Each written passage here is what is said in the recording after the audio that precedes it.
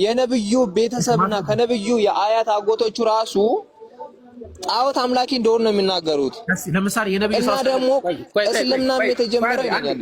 እስልምና አዳምጠኝ እስልምና የተጀመረው ሙሐመድ ታሚ የነብያችን መሐመድ ሰለላሁ ዐለይሂ ወሰለም አያቶች ጣዖት አምላኪ መሆናቸውን እስቲ ማስረጃ አሳየኝ ዛሬ።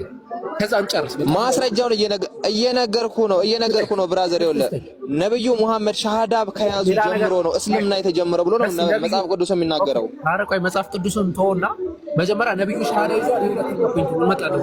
ሻሃዳ መያዛቸውን ታሳይ እና ታሜ ቆይ ተረጋጋ። ሻሃዳ እንዴ ኢላ ኢላላ ሙሐመድ ረሱላህ ብሎ የያዘው ማን ነው?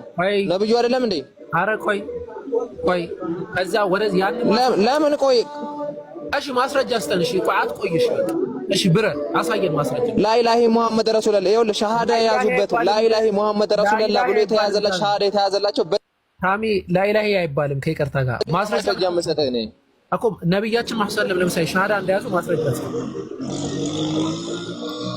እንዴ። ይኸው ራስህ እያልክ አይደል እንዴ? ከነብዩ መሐመድ ወዲህ ነው እስልምና የተጀንተ ነው። እኔ ከነብዩ መሐመድ ወዲህ እነሱ ሻሃዳ ከያዝኩ ወዲህ ነው እስልምና የጀመርኩት እያልክ አንዴ።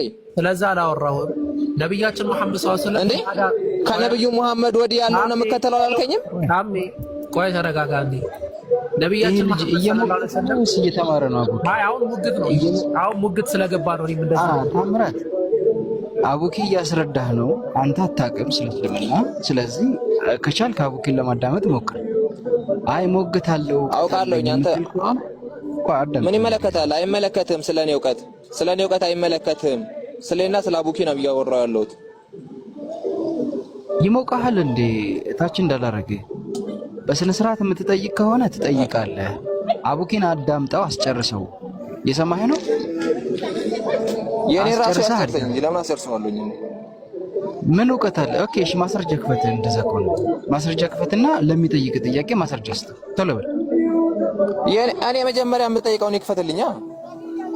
ኖ እንደዚህ አይነት ተፈተ አይሰራም። በነገራችን ላይ አቡኪ ይሄ እኮ እናንተ እኮ ሰላም አለይኩም ታምራት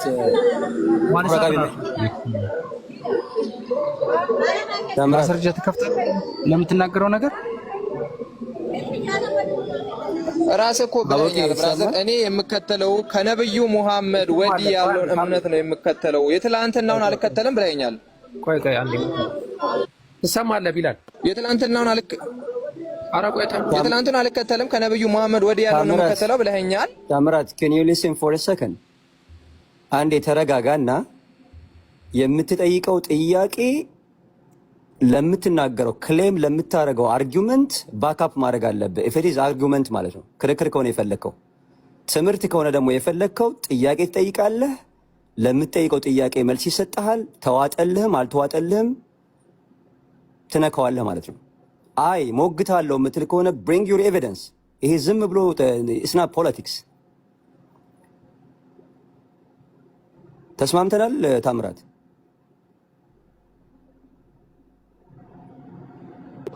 ብራዘሮች እኔ ከእናንተ ጋር መደናቆር ራሱ አንድ ድንቁርና ነው የሚጨምርልኝ። ደህናው ነው። you see this is the typical syndrome። ይሄ ignorance syndrome ነው።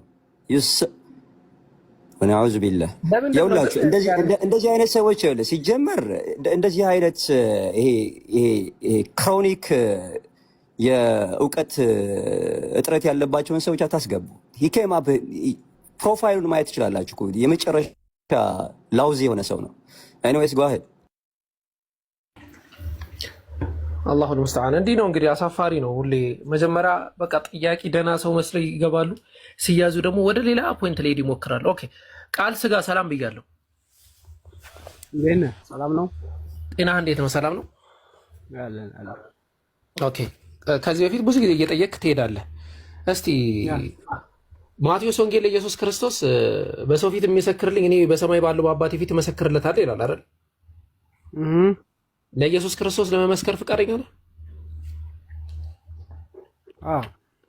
ኦኬ ኢየሱስ አምላክ ነው? አምላክነቱ ሙሴ እንደተሰጠው አይነት አምላክነት ነው ወይስ አምላክ ነው በባህሪው? በባህሪው ነው አምላክ። ኦኬ በባህሪው አምላክ ለመሆኑ ኢየሱስ ክርስቶስ አስተምሯል?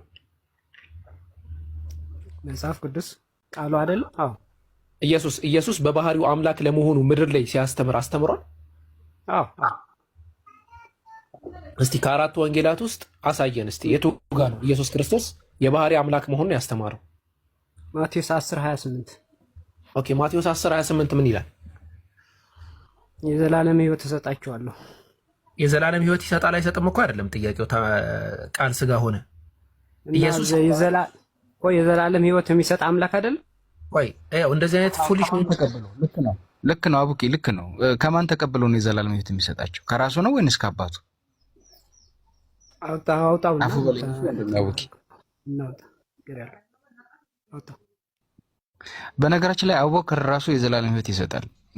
እንትን ብዙም አጃይብ መሆን የለብህ አቡኪ።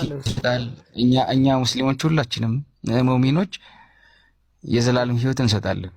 እንዴት በለኝ። እርስ በራሳችን ማምለክ ነው ታዲያ።